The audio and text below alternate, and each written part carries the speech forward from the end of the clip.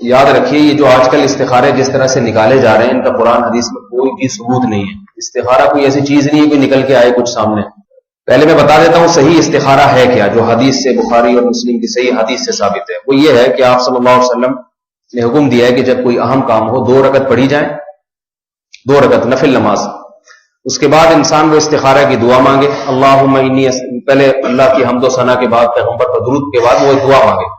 اس دعا کے الفاظ ہیں اللہم انی استخیرک بعلمک واستقدرک بقدرتک واسألک من فضلک العظیم فإنک تعلم ولا اعلم وتقدر ولا اقدر انت علام الغیوب.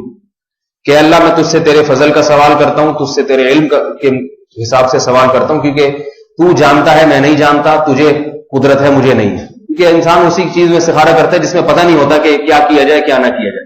تو اپنا علم اللہ کے سپرد کر رہا ہے کہ تو زیادہ بہتر جانتا ہے.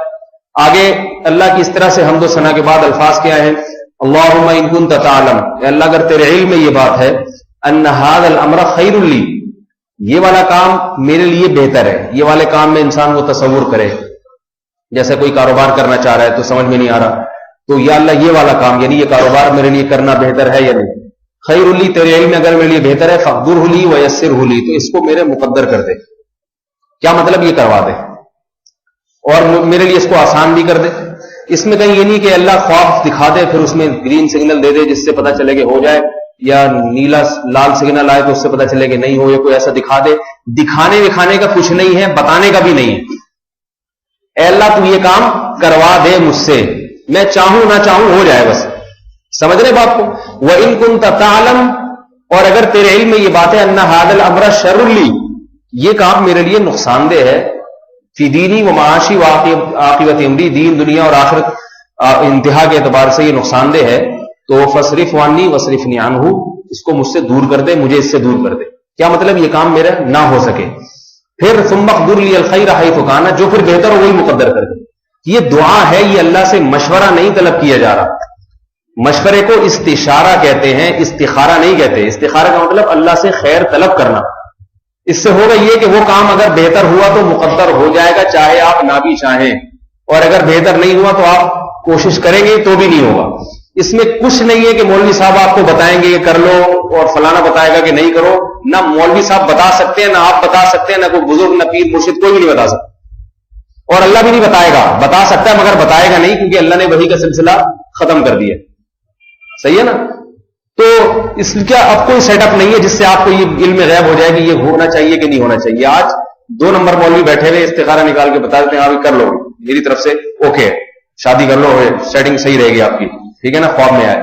تو یہ اللہ کے نبی نے پھر استخارے کی اجازت ہی نہیں دی ہے. کرو نکاح, جب ہے پسند ہے تو پسندی کی تو شادی تو ہونی چاہیے, اور کہاں ہو. پسندی نہ آئے تو پھر شادی, وہ تو پھر عجیب سا حساب ہو جائے گا. ایک صاحب مجھے کہنے لگے محبت کی شادی ناکام. میں نے کہا پھر نفرت کی کامیاب ہوتی ہوگی. تو استخارے میں کچھ نکلتا نہیں ہے, کچھ بتایا نہیں جا سکتا. استخارے کا مطلب اپنا معاملہ اللہ کے سپرد کر دینا. اللہ بہتر ہے کر دے تو ٹھیک ہے, بہتر ہے تو کر دے. دوسری بات یہ کہ شریعت میں مشورے کی اہمیت استخارے سے زیادہ ہے. آج لوگ استخارے کو زیادہ اہم سمجھتے ہیں, مشورے کو کم اہم سمجھتے ہیں.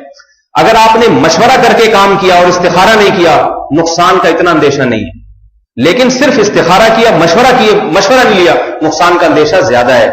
کیونکہ مشورے کا حکم اللہ نے قرآن میں دیا ہے, وہ امرہ شورا بینہم, فرمایا ہر اہم کام یہ مشورے سے کرتے ہیں. تو کاروبار, بزنس, شادی, بیاہ, یہ سب اہم کام ہے, مشورے سے کرنا چاہیے. اور دوسری بات یہ, قرآن میں سورہ شورا, شورا عربی میں مشورے کو کہتے ہیں, مشورے کے نام سے پوری سورت نازل ہوئی ہے قرآن میں. استخارے کے نام سے کوئی سورت نازل نہیں ہوئی ہے.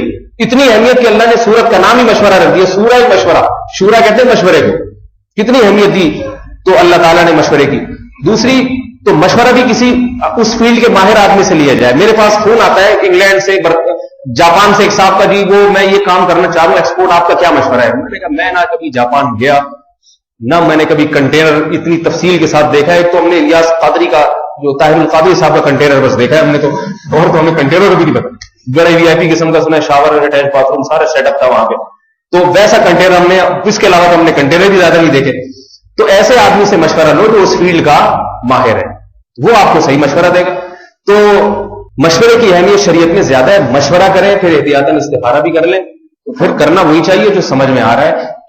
کوئی مولوی جو ہے نا آپ کو نہیں نکال کے دے سکتا کہ ریڈ سگنل یا وائٹ سگنل. تو میں نے اس نوجوان کو بھی کہا, میں نے کہا بھائی میری طرف سے استخارہ کیا نکلا ہے؟